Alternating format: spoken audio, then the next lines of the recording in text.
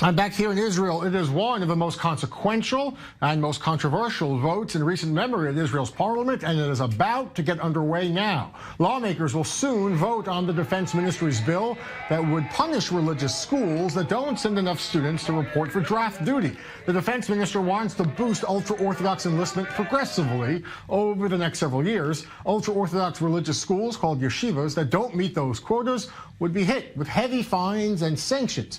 The High Court last year struck down blanket military exemptions for ultra-Orthodox students, saying it violated the very principle of equality under the law. Let me introduce our guest in studio, Rabbi Tzvi Klebanow. The rabbi is with Amutat Netzchak Yehuda. It's a civilian group that works very closely, hand in hand with both the IDF and the yeshivas to acclimate ultra-Orthodox soldiers, to bring in Haredi soldiers to the military. So I want to get your reaction to, because you know this issue very well, the fear.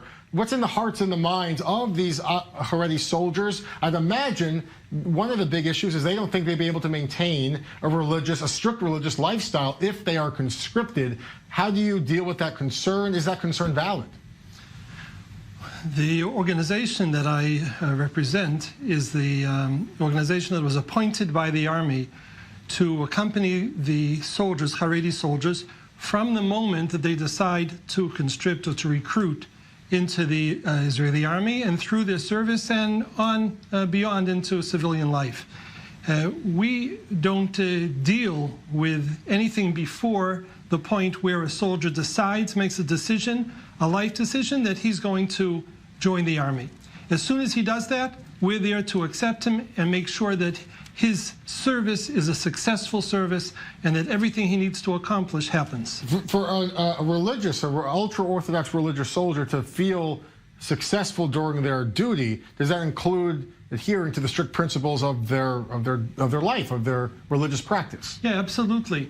The Army made a decision almost 20 years ago that they wanted Haredim to serve in the IDF. In order to make that happen, they had to create an environment within the IDF that would allow any Haredi young man to perform a meaningful combat service without having to compromise on any religious issues. What does that mean?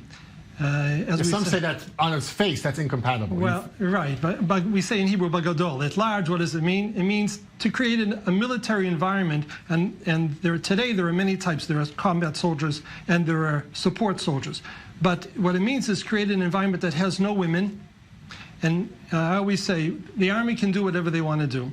If they decide Monday morning they want to move a mountain from the right side of the street to the left side of the street, they can do it. They just have to want to do it.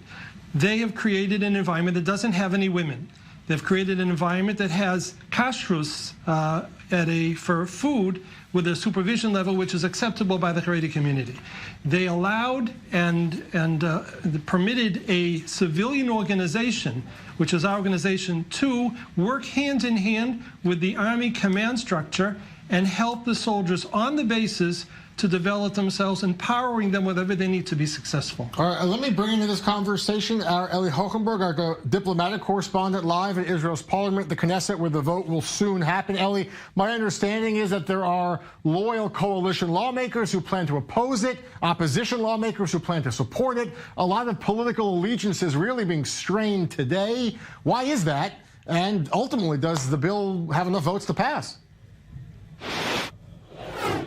Well, Jeff, it is indeed a very sensitive issue in Israeli society and politics, but politically speaking, it really is a win-win situation for all. It's a bit complicated. Try to bear with me and we'll break it all down. So you have a right-wing coalition trying to promote this bill, but it consists of two ultra-Orthodox parties that, of course, oppose the bill. On the opposition side, you have the centrist, secularist Yesh Atid party, whose one of its main agenda items was, or still is, the issue of equality and burden and to draft the ultra-Orthodox community. On the other hand, you have the Joint Arab List, who's simply saying we're not playing your games, ultra-Orthodox, not ultra-Orthodox, IDF, not IDF, we're not voting at all. And you have the Zionist Union that is somewhat leading the opposition, saying this vote is essentially a no-confidence vote to the government as a whole. So politically speaking, you have the right-wing coalition making political gains by promoting this bill. You have the ultra-Orthodox parties making political gains for rejecting the bill. On the opposition, you have one saying, the Zionist Union saying,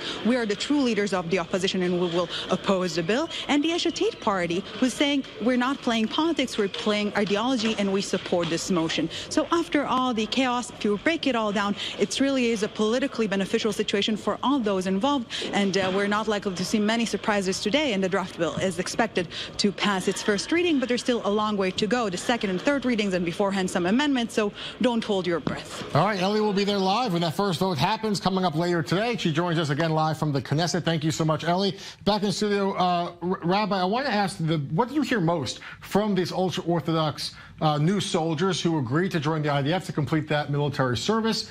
I mean, what's a fear or a complaint or concern they have that I guess based on if this does become law, you'd hear a lot more of it from new recruits who are going to be joining the ranks too? I think it's important to understand, first of all, who is the target audience for the Nahal Haredi and for the service in the IDF for Haredim. We are not proponents of taking anybody out of yeshiva to perform service. But today there are thousands of young men that need to have a different venue. They need to have a venue that allows them to integrate into society, to get jobs, to provide for their families, and to be successful in their lives. That's where we are. Now, I'll tell you a very short story. If 1 minute, so if you can. Right. If you would ask a young man at the beginning of his service, and you say to him, "Why did you join the army?" So 90% of the time, that young man will say, many reasons. I need to move on in life. I need to get a job. I need to get an education, etc., etc. If you ask the same young man 10 months down the line, "Why did you join the army?" the answer is, "What do you mean? I want to give something to the country." So it's a maturing process. They change. They become very, very well adapted and very, very important for them to serve for the country. All right, Rabbi Tzvi Klebanow, thank you, sir, so much for being with us on the program as we await the first vote at Israel's parliament. Appreciate your perspective. Thank you so much.